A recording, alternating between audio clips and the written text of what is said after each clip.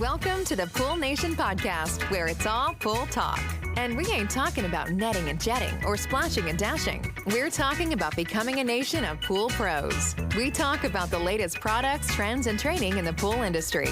Now let's welcome your host, with over a decade of industry insider experience and still the reigning champion of Marco Polo, Edgar De Jesus, and his co-host, John J.J. Flawless, the fastest netter in the West, and Zach the Pool Boy Nicholas.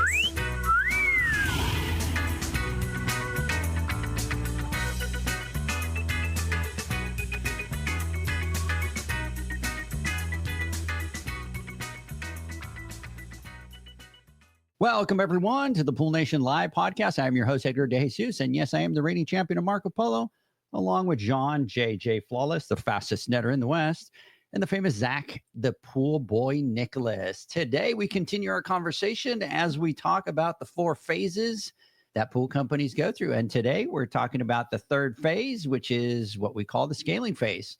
Before we jump in, I want to welcome everyone to our live podcast, a podcast where it's all pool talk. And we ain't talking about netting and jetting or splashing and dashing. We're talking about becoming a nation of pool pros. And yes, we will talk about the latest products, trends, and training in the pool industry. But before we get started today, I want to thank our visionary partners for this podcast, the SPPA, Blu-ray XL, Aquastar Pool Products, Natural Chemistry, Raypack, Heritage Pool Supply, Hayward Pool Products, Poolside Tech, and Pool Brain. We want to thank them for their continued support. Mr. Zacharias, how you doing? Speaking of phases, personally, I go through phases where I'm like, I'm on and then I'm off. And man, I've been on. I'm wondering if the people around me are just like, oh gosh, here we go again. Because I've been getting on the phone and scheming and planning, and I've got all these ideas and the notes are flying, and that's where I'm at. Now it's putting it into effect that I've got to work on, like seeing that all the way through. But it's like John says, the pendulum swings from one extreme to the other. That's true with me. I'm either just a slug and people are worried about me, what's going on with Zach, or I'm 100 miles an hour. And they're worried about me because they're like, what's wrong with Zach? So, Zach, obviously, we're recording this podcast before the Western Pool and Spa Show because we knew we were going to be out at the Western Pool and Spa Show. It's almost like I want to travel into the future and see what the Western is going to be like. I'm excited about it, but obviously, we're putting out the podcast. So I wonder how that trajectory will go at the Western. So excited. You okay with flying out there? You going to be okay? You know where I stand on that. Something's going on the older I get. You're going to be that guy that buys a little RV and starts driving everywhere. At the rate I'm going, that's my future. Yeah, for sure. You're going to come over. Edgar, can we talk about the budget? I think we need an RV budget. I can pick you up on the way as we drive up. Are you going to go with me? Right. Can you imagine being in a car for 21 hours at a little RV? No. And for me, it would take me 3 days each way. So True that. I forgot about that. Not only is the RV slower, but then you give it to Zach, we'd be doing 28 miles an hour all the way there. I drive to arrive. You drive to arrive. Hey, that's a good one. We drive to arrive. So anyways, really excited about it. Really excited to see what is going to happen at the Western. You know, Zach, we've been talking about the 4 phases that the pool pros go through. And phase 1 is what we call the foundational stage. It's really a lot of those people, and you've said it a couple of times, it's don't get hung up on the 40, right? Because we talk about it, it's, you know, if you have 40 or 50 pools, but people tend to be like, well, I'm at 20 or I'm at 60. And that's just kind of a little bit of a guide in that kind of range of 40 or 50. It could be a little bit less. So for those of you listening, when we talk about the number of pools, it's just a little bit of a guide. It can be less, it can be more for you. So we talked about that foundational stage, and really on that foundational stage, it's where, you know, pool pros aren't doing 80 or 90 pools, and they do have the time to focus on the customer experience, and their customer service is phenomenal because you have all that extra time. Then we talked about phase number 2, which is really the balancing act. And that's when you're doing everything. You're doing 80 to 90 pools, you're doing repairs, you're taking calls, you're doing billing, you're doing all those things. And today we're going to talk about the next stage, which is what we call the scaling phase. And that's really once you add an employee, right, Zach, you're at that 80 to 90 stage and you're so busy that you just think, okay, now I just need to hire somebody. And if I hire somebody, everything's going to be all right. And I'm going to be able to do everything. Right. Kind of. And I can laugh now because I did the exact same thing. And We all have. And talking to people, they're like, how do you know that? Because I did it. I hired somebody. I thought it was going to solve all my problems. And then it ended up bringing more chaos because I wasn't ready for it. If only it were that easy. If it was only, here's these 5 steps, follow these, you'll be successful. Yeah. You know? And it's funny because talking to somebody brought up and said, it's like parenting, right? There's no manual for it. You don't have a follow these 18 steps and you'll be successful parent. It's so different. And if you have different kids, every kid is different. For business owners, it's the same thing. Every phase is a different kid. So let's talk a little bit about the stage itself. And we talk about it's 130 pools, right? You're still doing 80 pools. You bring somebody on, they start doing work for you. And the big thing and the big takeaway from this one is that you're no longer working by yourself. You're going to bring in employees. They're brought in to help manage the workload. And while it increases your capacity and revenue, it's going to bring on a lot of new challenges. And that is that now you're having to train and manage an employee. You're going to have to continue to make sure that you have consistent service quality. You have to develop systems and processes to streamline operations. And you really have to shift from working in the business to working on the business. And it's a little bit of a challenge because you are still carrying a workload, and that workload is still taxing to you. So it gets very difficult for you to want to come home after 8, 9, 10 hours and go, now I'm going to work on my business in order to be able to move it forward.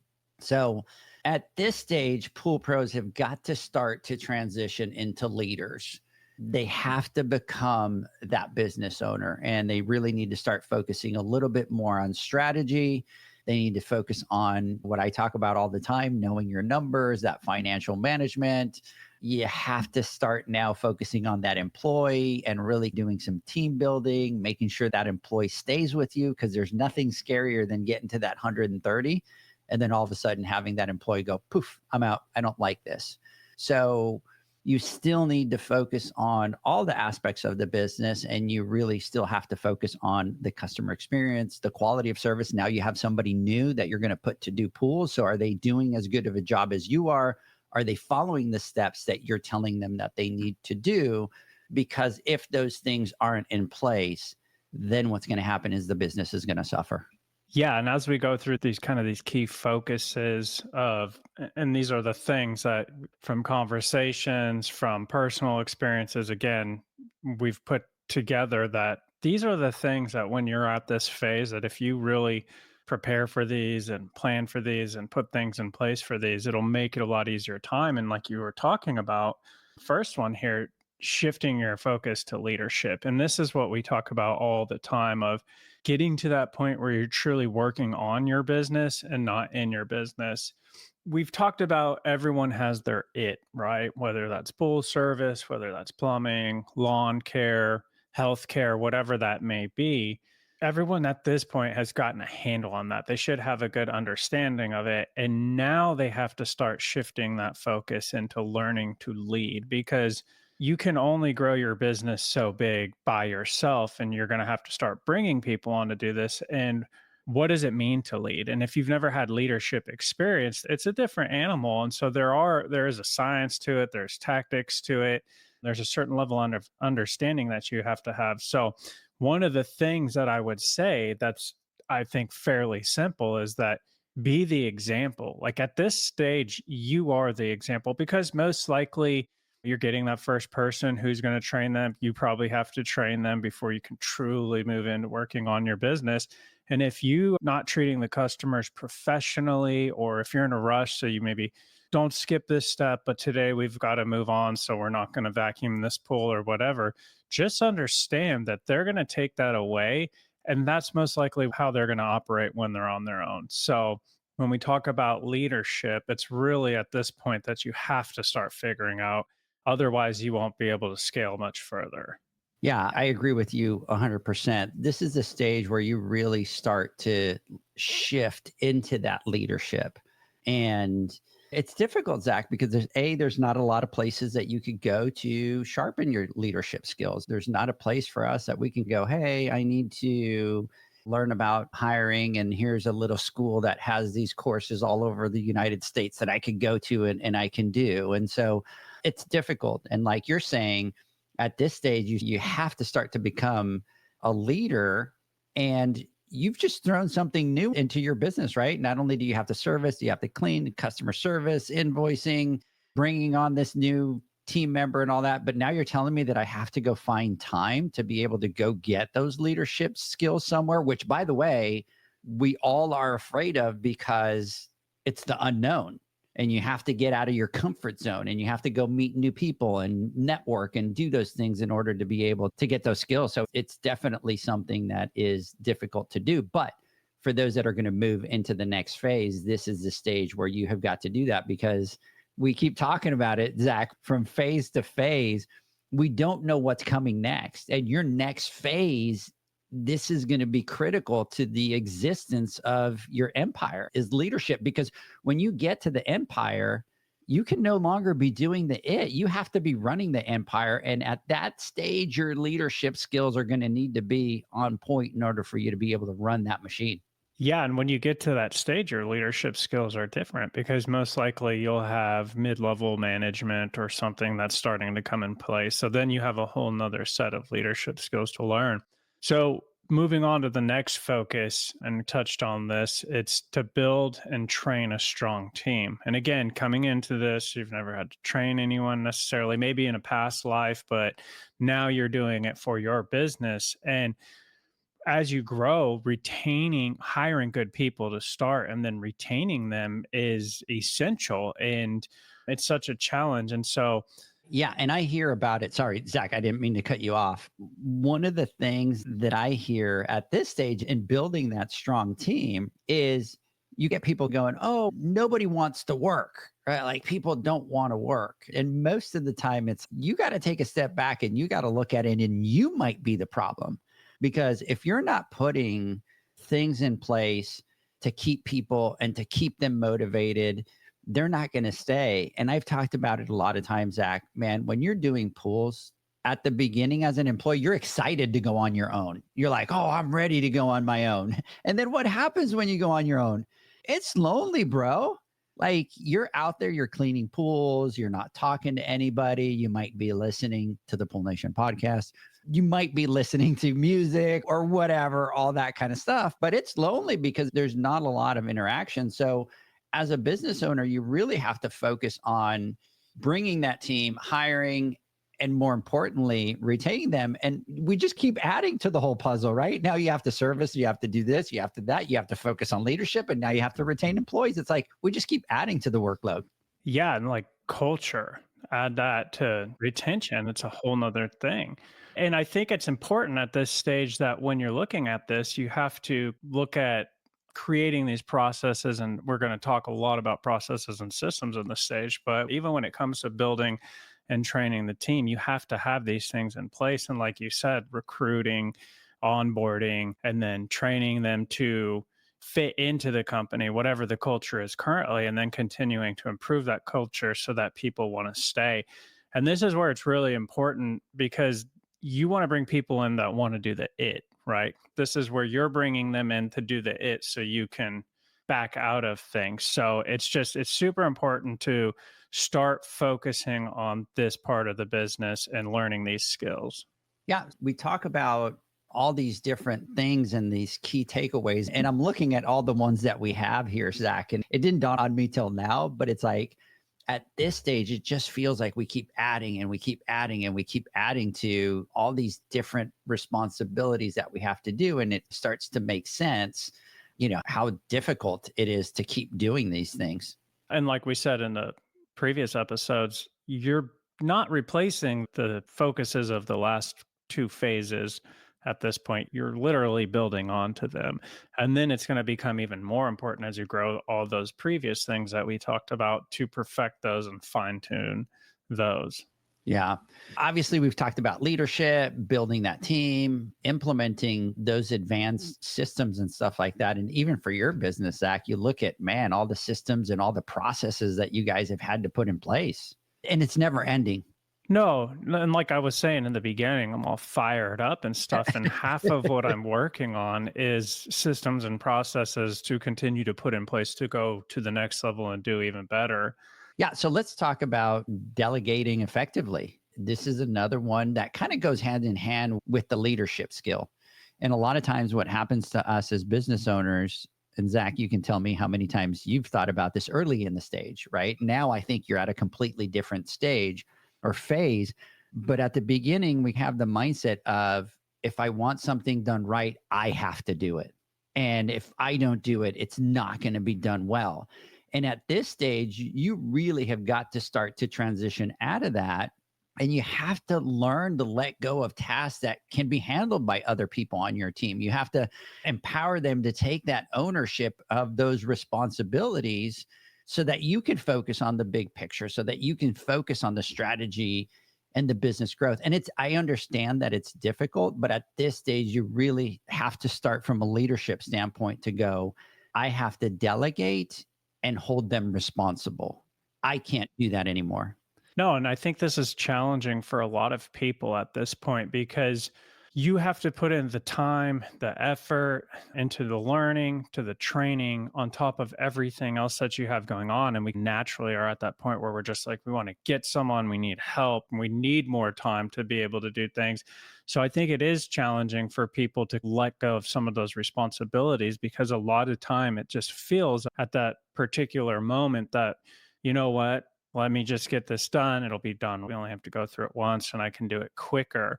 But as you grow, you can't handle everything. And for me personally, in the last year, we've added a couple more roles. We have a service manager. We got another person in the office doing more HR stuff and taking over interviewing and recruiting and things like that. And it was really a weird transition for me because I felt lost in what am I supposed to be? I did. I struggled. You struggled. I totally remember back to the days where you were having a hard time letting go.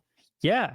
And I think the thing is that once and this really goes into getting the right people in the right seat, but once you get that first experience of getting someone in there that can truly lighten your workload, that you show them and you don't have to micromanage them and they can take it and run with it, then it starts to click like, okay, people can do this. There are people that can come in, take these responsibilities and do a good job. And I would say that at this point, the people in our company that are doing all these different jobs do a much better job than I do.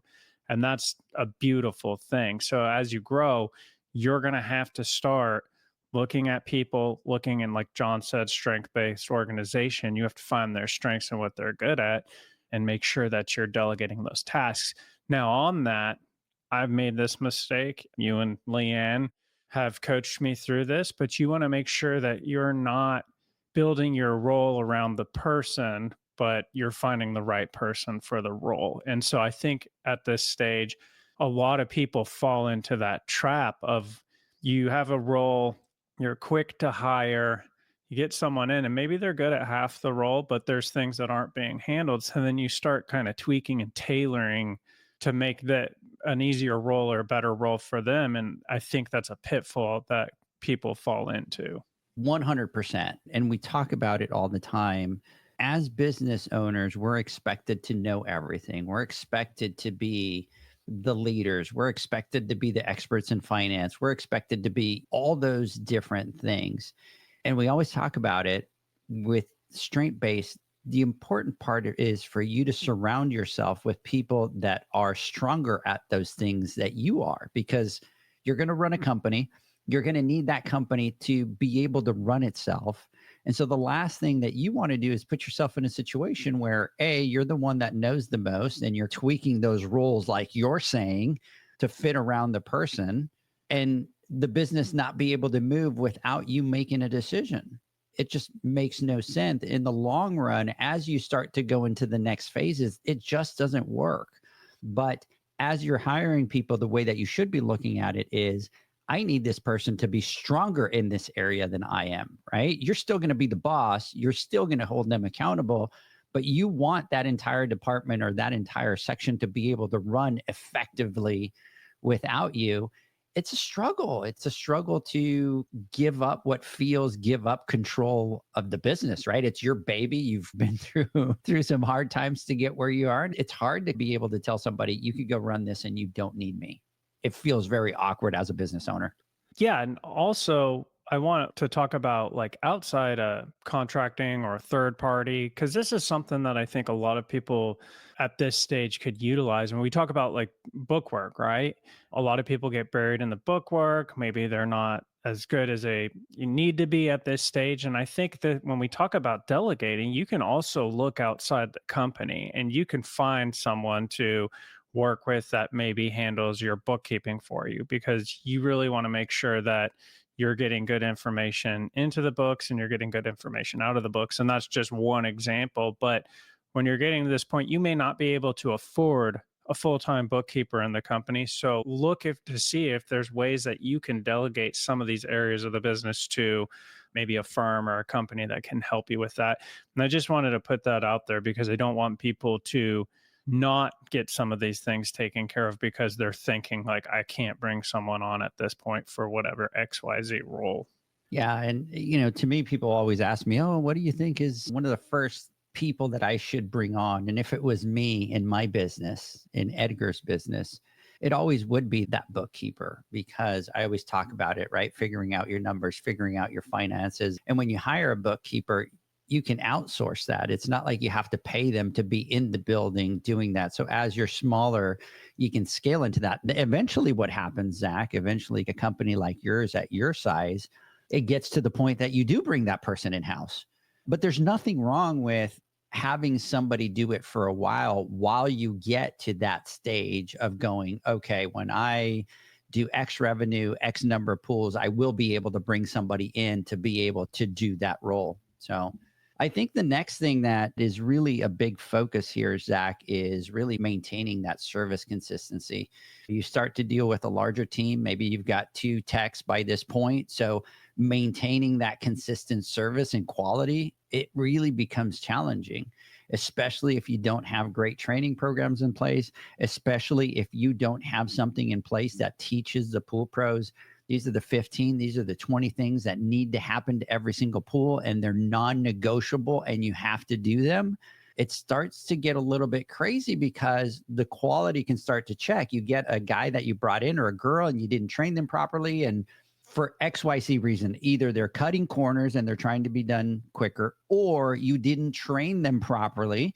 And it could be something, Zach, as simple as you never told them that they need to empty the pump basket every single time. We assume that they're going to know that, but how are we going to assume that's the case? And so at this stage, you really need to start putting some procedures in place. Some call them standard operating procedures, some call them procedures, whatever it is, but you need to start to have something in writing that teaches them the consistency of the job that they're doing and the things that are negotiable and not negotiable, so that your quality doesn't suffer. Because the last thing that you want is 2 techs that you haven't trained and one's cutting corners and the other one didn't know. The amount of calls that you're going to get is astronomical, and the amount of complaints. And then you're going to feel like, oh, well, I brought somebody on and they're not doing a good job. Yeah, but did you really go back and have a training program in place? Do you have a checks and balances to be able to make sure that they're doing the job right? And this starts to bring a lot of stress into the business. Yeah. And I think we talk about systems and we talk about processes, and this is where processes become really important.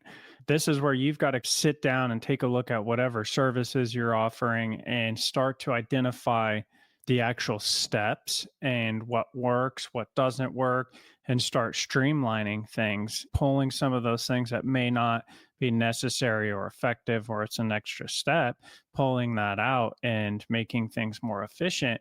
And like you said, these have to be things that you teach and that people can replicate, because that makes sure that everyone's on the same page.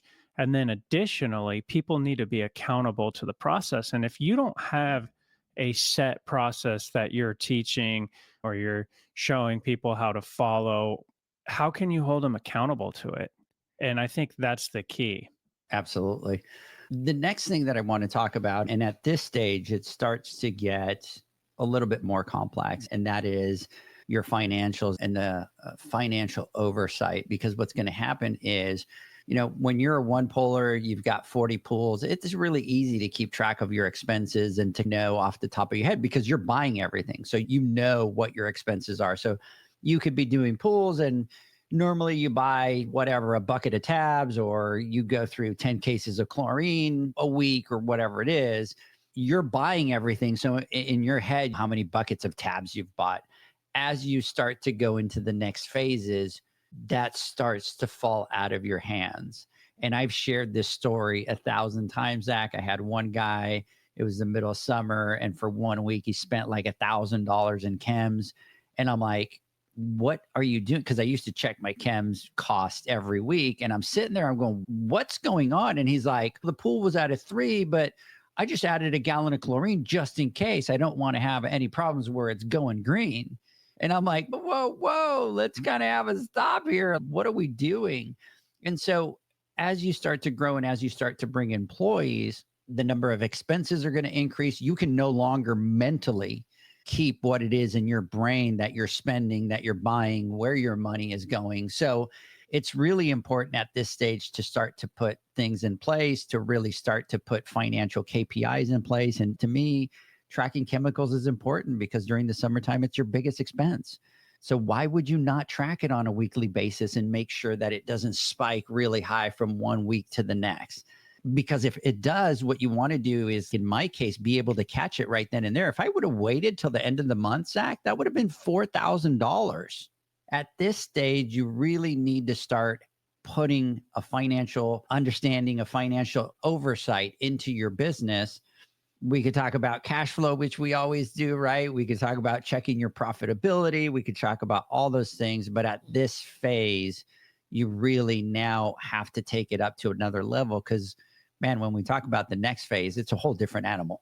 Yeah, because at this point, there's a ton of moving pieces daily. Like you said, when you start out, you have a mental grasp on everything and you can stay on top of it. But as you grow, a lot of people add more services. There's more revenue streams coming in. There's more customers. There's more transactions going on. There's more expense accounts that have been created to handle different areas of the business. So there's just a lot of money moving around and things going on. Like for us, like overtime, you talked about chems. We went through the same thing. And it's all of a sudden, oh my gosh, what's going on with our chem purchasing is up tremendously. Overtime's another one because as if you have one person and you're tracking them, like you're interacting day to day, you know what's going on. You're usually there when they get back. As you start to multiply that with multiple people, you start looking at things like 1 hour of overtime, just using round numbers across 10 people a day across 5 days a week. What is that, like 50 hours of OT that you're paying a week? Yep. Just from 1 hour. And so it's super important that you are monitoring this information and that you're finding ways to be able to pull this information and review it. Because like you said, things can go sideways real quickly just based on the amount of revenue and expenses going out that you have at this point. And then the fun part is that now it's across payroll, it's across purchasing, it's across building expenses or whatever. There's a lot more moving pieces. So it's critical. The next thing, Zach, is really strengthening customer communication. And I can't emphasize this one enough. This is something that's really important. If you go through the phases, the fundamental stage, the foundational phase, that's when you have the most strength from a communication standpoint because you can answer your phone right away. You can spend an hour talking to a customer in a backyard. You have all the time in the world to be able to pay attention. As you go into the balancing act, that starts to reduce. You're out there, you're doing pools. If you have, in some cases, 20 pools in a day that you're trying to do, a customer comes out to talk to you. What do you try to do? You try to end that conversation quick so that you can move on and you can get to those other pools. And that's where it starts to suffer. And that's where a lot of the customers see it and go, it's not how you used to do it. They don't communicate like you used to communicate. And it's because you had all the time in the world. And as your company grows, that has to change as well. It's a larger customer base. In your case, over 300 pools. Like, how do you communicate with over 300 pools? People that have 700, 3,000 pools, it's like that communication becomes even tougher. Yeah, and it reminds me of at one point I got rid of like 10 pools when I had my first route, and I had my buddy take them over because I cared about the customers, and I followed up and I was like, how's it going? He's like, man, you spoiled these people. And, and it's because I was the only one out there. I would have the conversations, I would do all the extras. But like you said, as you grow, you physically can't do that. And then when you add team members or technicians in there, they're not going to necessarily deliver that same quality or interaction to your customer that you did. And so as you grow, I think customer touch points is super important. And what I mean by that is keeping in constant communication. And you start to look at things like, service softwares that send the email, or they have mass email communication things in there to where you can send out we have weather coming in, make sure you're whatever, it's freezing, you're running your equipment, right. Or even like holidays. Hey, it's Christmas. Don't forget, we're off if you need any help, and so on. And what this does is it accomplishes a few things. One, it lets them know that they're still recognized as a customer. You haven't forgot about them, even though you show up every week. If you're not talking to them and communicating with them, it's not professional, in my opinion. The other thing is it keeps them educated. Like I was talking about, holidays, seasonal changes, things to look forward to in the summer, whatever it may be.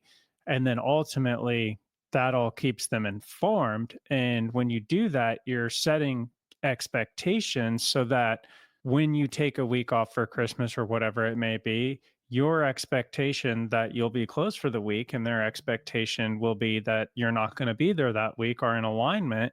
And it just makes things so much easier when dealing with your customers if you are both in alignment on those things. The other thing, the last thing I'll say on it is it keeps you top of mind. And so you want to stay top of mind with your customers, because if they find themselves in a situation where they can offer a referral, then you will quickly be what they think of to pass on a referral, or they will be more actively giving those referrals. Yeah. And communication is just so key. And a lot of it is, as you grow, that communication is going to have to change. And the perfect example that you're talking about, whether it's vacation time, weather's a great one. Out here, especially in Texas, it's going to freeze. You send that communication to the customers. They're going to appreciate it, what things they need to do.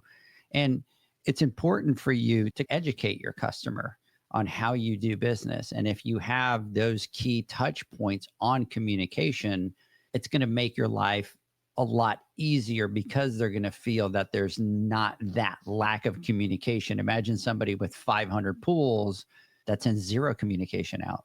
There's going to be a lot of customers that are going to feel like, this pool company doesn't talk to me. All I get is just this little service report. But if you do have those touch points, like you're saying, it's going to check that box. The next one is looking into having to scale your marketing efforts. And as you grow, I guess my example would be, when you first start, if you were to pick up 5 pools, that would be highly impact to your business. As you start to scale into the 100 or hundreds or thousands, picking up 5 pools is not necessarily going to make a huge impact towards these growth jumps that you're trying to make.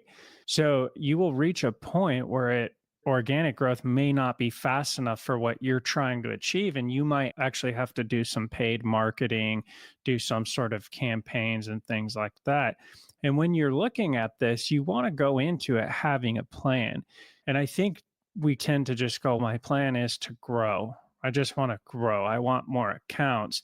But you need to dig in deeper and start dialing in what that looks like. So then when you're looking at spending money on marketing, you can build a plan that is truly effective, because I've talked about it before. And marketing can get very expensive very quickly. It's like your example of the chemicals, right? You start paying here for this and there for that. And next thing you look back and you're spending all this money every month and it's impacting your cash flow, but you're not getting the ROI. And that's the goal. We want to make sure that whatever money we're putting out, that we are getting a return on that, whether it's a repair job or a new customer or some sort of something that we sell and get revenue on. So as you get to this point, the organic growth may not be happening fast enough, and you may have to look to other means of obtaining customers. Can't emphasize that enough. And as you start to grow, as you start to have 1,000 pools, you're not going to pick up and you're not going to scale the same way that you did when you were a single poler. And what's going to happen is you are going to have other strategies in place. And it could be anything, Zach. It could be that you decide to buy a different company to create that growth. But what most likely going to happen is you are going to have to go into the online world of marketing to be able, whether it's like the pay-per-click or any of those types of things. And this is where you really need to start to understand that, because as you get into the next phase, it's going to play an even bigger role. I agree with you 100%.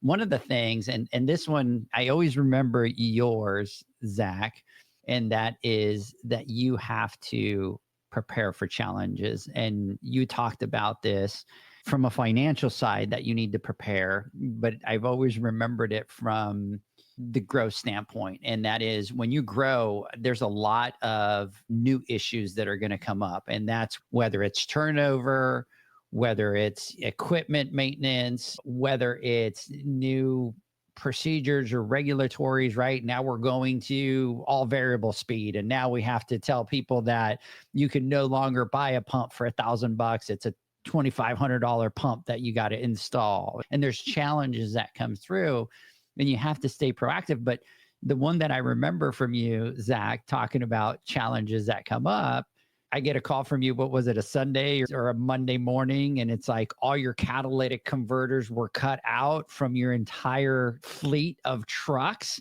Father's Day. On Father's Day. And so those are things that we don't think about. We don't think about how do we prepare for some issues that can come up. And if you were to come to me and say, oh, I'm going to have, 10 catalytic converters stolen, I'd be like, all at the same time, I'd be like, come on, bro. Yeah, maybe if one of your guys got into an accident, you lost a truck, which is something that you still would have to prepare for, but it's your whole fleet, right? I think as you start to grow, you have to start to prepare. And the key focus is prepare. You have to have a little strategy, a little action plan for what are you going to do in case something happens. And the hard part is, what are we preparing for? And so much of my business journey has been just getting slapped in the face randomly and then having to figure it out. And I joke, when things are going good, I get this eerie feeling and I'm like, okay, what's going to come blindside me next? But when we talk about preparing for it, there are things that you can do. And one of them would be having money in the bank, making sure you have legal protections in place, staffing. How many people have we talked to through the years that and even me, you just get cut off at the knees because you have someone quit, or in our case last year, we had 2 people quit in one day, and it was like, whoa. So you have to start planning like, okay, do I need to have someone on reserve at all times? And if I have someone on reserve, what are their responsibilities going to be when they're not covering a route? And do I have enough money to be able to afford to have someone on the team that's in reserve?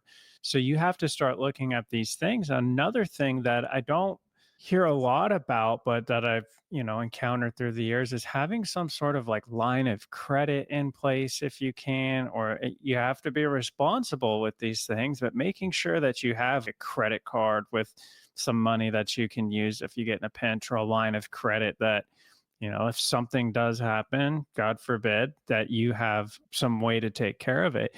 The catalytic converters were just one example. We've had things where we did some small remodel projects and stuff like that. In this pool, we did 2 customers, same color, same results. One customer was are loving it. We were the greatest company on the planet. And the other customer was swimming around with goggles under the water and picking out minor imperfections. And I'm trying to say, yeah, this is kind of a handcrafted deal. And sometimes there may be little variations or something. And long story short, we ended up paying to replaster the pool. And I wasn't thinking that, hey, next week we're going to be replastering this pool again. So you just want to make sure that you're putting things into place and then backing up into developing systems. These systems are essentially controls that help you avoid these challenges and minimize them. So it all ties together. Yeah. The other thing is really starting to create and cultivate a long-term vision. And you're at that phase where you're 130 pools, maybe a little bit more, but this is where you really have to start to plan for the future of your business. Because as you start to grow, everything is going to start, like you say, Zach, to compound, right? It's what you thought would be 2 times the work is actually 8 times the work. And everything just gets compounded and compounded. And we talk about it, all this stuff, even with simple things. If you don't have a really tight route and it's all over the place, if you think it's bad at 130, imagine at 300 or 400 pools. If you don't have a training program in place at 130 pools, imagine at 500 to 700 pools. And so everything starts to compound. So at this stage, it's really important to really start to get a vision of that future for your business and to start to plan for it. And it doesn't matter if it's expansion or you're starting to do different services or adding on different services. Man, even preparing for an eventual exit strategy. Like we've seen people that have been up to the 300 and they're like, oh, there's our exit strategy, but they've prepared for it and they've started to think about that till they get there. You have to have a clear vision that's going to guide those decisions. Yeah, this is something I talk about all the time and I'm very passionate about it. And a lot of people don't take the time or just haven't thought about it and sat down. And I talk about closing your eyes and envisioning that if you were to open 10 years down the road, what would that look like? Or if you had reached that point where everything was exactly how you wanted it, what would that look like? And I think that it's super important that as a business owner that we sit down and we think, and maybe for me, write it out. What does the company look like? Okay, we have 10 million pools on route and 467 trucks, and that's going to require 1,000 technicians, whatever it may be. Sit down and map that out exactly in detail, write it out, think about it. Think about, like you're saying, your exit. Like at the end of the day, we're doing this to provide and for our families and grow financially. And at what point do you retire, or at what point do you sell, or what does that look like? And then once you have a clearer understanding or picture of that, you can start to look at what steps is it going to take to get to that point? What things am I going to have in place? And you start building the steps to get there. And the thing is that big ships are hard to turn. And so the longer you go and the more you grow without doing this, you don't want to reach a point where you have 700 pools on route. And then all of a sudden you're like, you know what? I have a vision now and I want to exit my company in 5 years. I've been doing this forever and I want to spend more time with my family and travel, only to find out that in order to get what you need to exit or what you want to exit, like you're going to have to make all of these changes to the company, because at that point, it's going to be a lot harder to make those changes. And so you want to make sure that as you grow, you're building towards something that you have like definitively laid out. And it's not to say that you can't turn the ship and you can't change course as needed, but hopefully it's only slight adjustments to ultimately get to what you're trying to achieve. When we talk about exit strategies, that's like a whole different conversation, right? Because there's a lot of different things that kind of go into that. But I think a lot of times we don't focus on that. We don't focus on what our long ball game and what that exit strategy is. And then with regards to creating a long-term vision, look, it's going to change. It 100% guaranteed it's going to change because your business is going to pivot, it's going to move, it's going to change. And it's any business. You can start with a business plan and say, I'm going to go A, B, C, D, E. And when you start it, you will find out that you will go all the way to the Z's and the Y's and the T's and then come back, and then it's going to change. So just remember that there's nothing wrong with putting a little bit of a plan together. And as it changes, tweak that long-term vision to fit what you need it to do. The next thing is really foster team collaboration. And I can't emphasize this enough. This is one of those things that is going to create that employee retention. We talk about customer retention. Employee retention is just as important. And you really have to encourage open communication. You have to create that teamwork among the different employees. And there's just so many different personalities within that workforce that you've got to make sure that you're creating that team player. And you have to create a work environment that's going to improve efficiency. It's going to reduce errors. And man, most importantly, it's going to increase morale. Because if you can't keep people motivated and high morale, it's going to turn into employee turnover, which then is going to affect the entire machine. You're flipping through employees to your customers, and they're getting new people, and you're having to retrain, and you're having to rehire. And then even your other employees are going to be like, man, what a S show, because nobody stays and everybody keeps turning. And then if he leaves, I don't want to be here. It's just, so you really have to start to focus on that team collaboration and that employee retention. Yeah, talking about culture, right? One thing over the years that I've come to learn is that you have to constantly be putting into this to get out of it. At a base level, it seems so simple. Okay, we have a product or a service and we sell it for something, and people come in and they deliver it and we pay for that and rinse and repeat. But there's so much more to it than that. And when we talk about retaining people, that's the only way we're going to grow. And like you said, if you're turning over, your service quality goes down, your customers complain. And so over the years, some of the things that I've learned is people need small recognition. People need accountability. People need a friend at work. I mean, the list goes on. And what I've come to learn is a lot of that is very unnatural for me. And it's a muscle that I've continuously had to work out and get better at.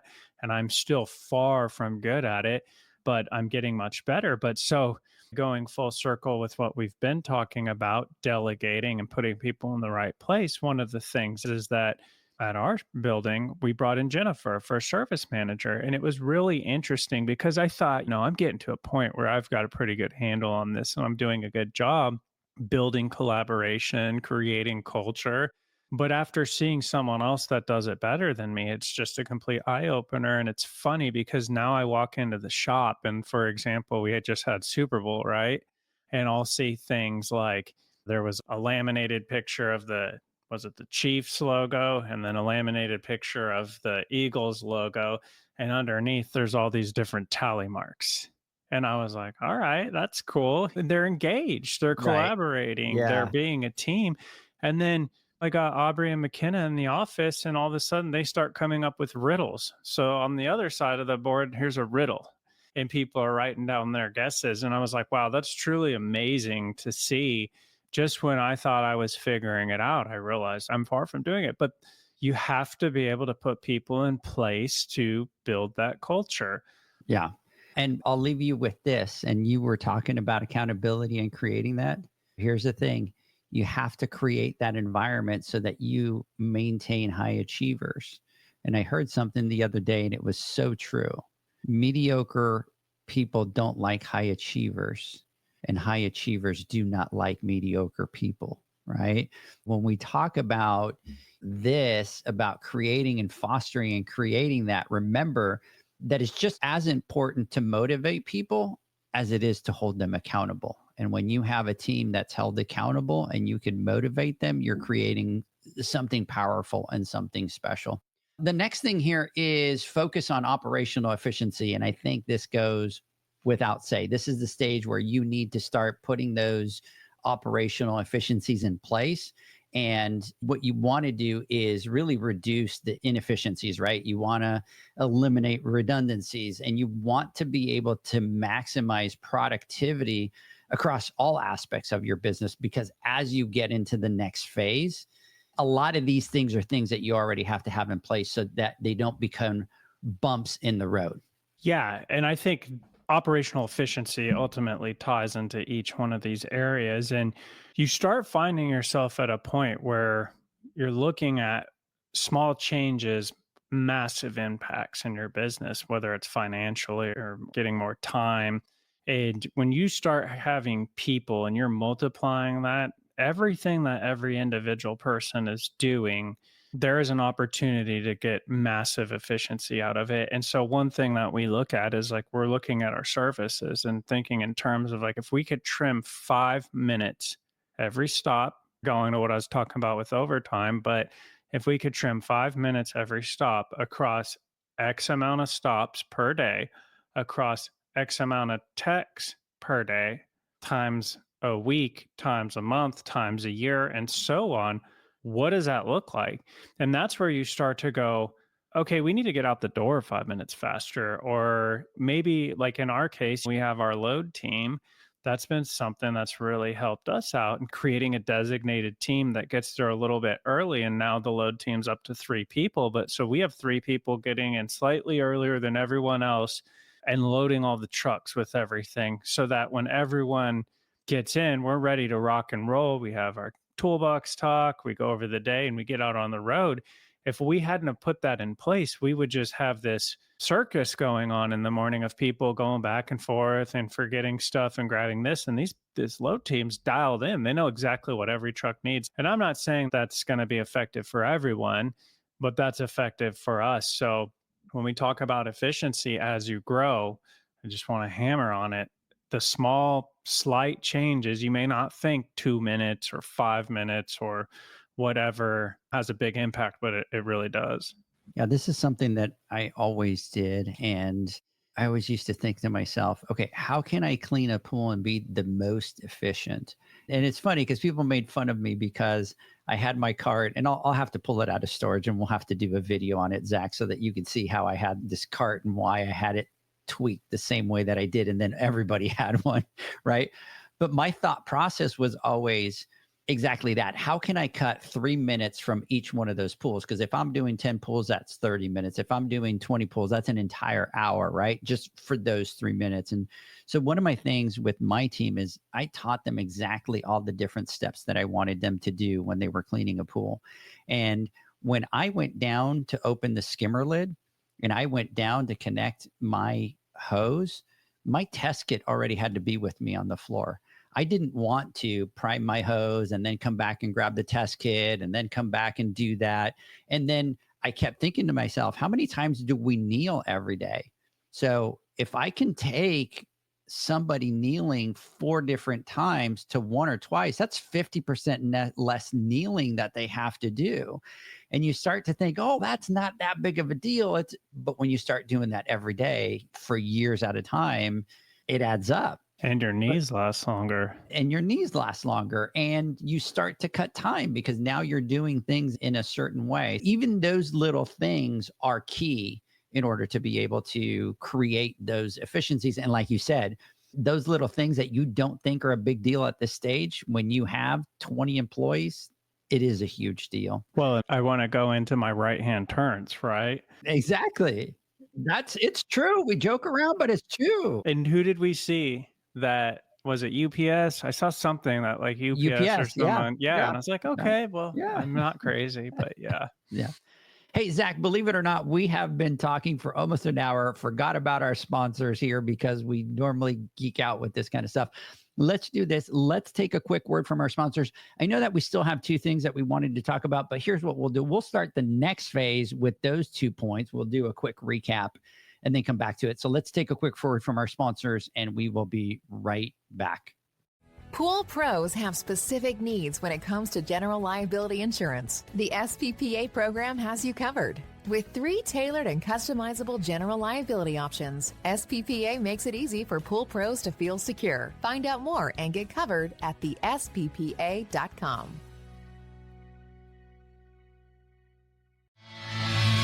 Now available, Pull Invoice. Pull Invoice is a pool billing software created specifically for the pool service and repair industry. It's developed for our industry and only our industry. Pull Invoice is built with recurring billing in mind. You can print, email, text invoices, or even send via WhatsApp.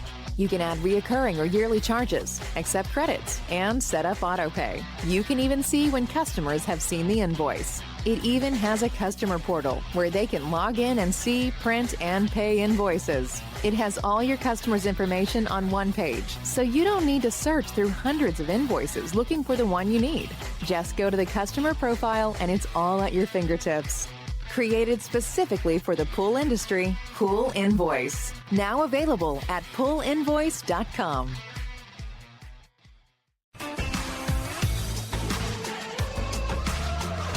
Blu-ray XL is the power of minerals working for you. Reduce your overall chemical costs and labor up to 50% guaranteed. Whether you have 20 accounts or 20,000, Blu-ray XL's direct pricing and free shipping to the pool trade have you covered. Improving pool professionals' profit and work-life balance is what they do. Blu-ray XL, the real mineral purifier. Visit them at BluRayXL.com. Blu-ray all day. Aquastar's new pipeline cartridge filters, available in 2 sizes, deliver top-notch hydraulic efficiency along with best-in-class filtration performance, approaching that of DE filters. Uniquely designed, open pleat spacing means 100% of the media square footage is usable. And these claims are backed by NSF test results. Designed with the pro's time and comfort in mind, the patented double locking system improves safety and ease of access, making filter cleaners faster than ever before. Available now. Ask your supplier for pipeline filters today. Natural Chemistry, a leader in specialty water care solutions for over 30 years, is proud to provide products that make pool service easier than ever before. Its unique enzyme formulations in Pro Series Pro Blend improve efficiency of your pool program while reducing frequency of filter cleaning and scum lines. Natural Chemistry is also well known for its wide variety of phosphate removal solutions that include a non-clouding formula in Phos-Free and extremely high-range removal with Pro Series Phos Remove or Phos-Free Max. Save time, save money, save work with Pro Series products. Stop sacrificing durability or efficiency with the help of Raypak's new Avia HD models that utilize NITEC, their exclusive industry-first technology. NITEC heat exchanger technology is Raypak's latest solution to superior strength and maximum efficiency when it comes to residential pool heating. With 900% more nickel compared to copper nickel in critical surfaces, NITEC creates an ideal surface to protect against scale formation and erosion without compromising on Avia's 84% thermal efficiency. Learn more at raypak.com/NITEC. The next evolution in lighting is here. Universal Color Logic 2.0 from Hayward. The latest in pool and spa lighting was designed with you in mind, making installation a breeze. Upgrades include a detachable cord and first-of-a-kind adjustable lower catch to overcome variations in plaster thickness. As always, Universal Color Logic lights retrofit into virtually any in-ground pool or spa while delivering industry-leading, vibrant color. Visit Hayward.com to discover more. Welcome back, everybody, to the Pool Nation live podcast. Zach and I continue our conversation here with the phases. Zach, I love these podcasts. I really geek out with going into the details here. And I can already tell there's some of these key topics that we're going to have to dive in a lot deeper than just being able to do these quick recaps that we do. So let me get your final thoughts. It's funny as we go through like these ones, my brain, if you could just imagine like cogs in there and they're working at full speed and they're starting to smoke. And it's funny because I find myself talking and I'm like, dude, you're speaking in like half sentences, you know? So I hope that my point comes across, but this is the stuff I love. And really the point of this is to start focusing on these things at these different stages, because when I went through it, and I know a lot of people have gone through it, you don't necessarily have something that says, okay, at this level, here's some things that you should expect. So you're just trying to learn everything you can. And the idea is that if you could allocate your time, your already limited time, into the things that are truly going to be problems and solutions that you face at that point, I think it's very helpful in the long run. Yeah. And I agree. These are some of my favorite topics when we dive deep into, no pun intended, into the business side of it. So when we start our next podcast, we'll start with the last 2 points that we weren't able to get to today, but we'll do a little recap. We'll start with that, and then we will get into, and I'm looking forward to that one because that one's kind of the big growth. The other thing that I wanted to talk about really quick before we leave, and that is that we have opened up a second business matrix. See how bad we are. We didn't even talk about it. So we went out and opened up. We ended up with about 7 or 8 people that could not get into the first matrix group. We opened up a second matrix group. We're going to do about 20 to 25 people on that. We already have a total of 11 registered because we had some of those, plus some new people that had reached out. So I think we have like 8 spots. So if you want to join the next round of the Business Matrix, it's going to start in April. So go to poolnation.com. You're going to see a button there that says for the Business Matrix. You can click on it, and we will be going through all the different phases. The first one will be setting your goals. The second one will be learning about those KPIs, that chart of accounts. You'll start to track those expenses. By the third meeting, you will take a financial class, plug all the numbers into a software that we have, and you will learn all your financial KPIs, your cost of service, your profit per pool, your average rate, and how to use that. You'll create a profit and loss. And then on the last one, we will create a strength and weaknesses. Now that you have all your numbers, what are the things that you need to do in order to be able to start to scale that business? So I hope everybody enjoyed this podcast. Zach, next podcast, we'll be able to talk about the Western Pool and Spa Show. So I am looking forward to that. Hope everybody has a good one. We'll catch you guys on the next one. Bye, guys. See ya.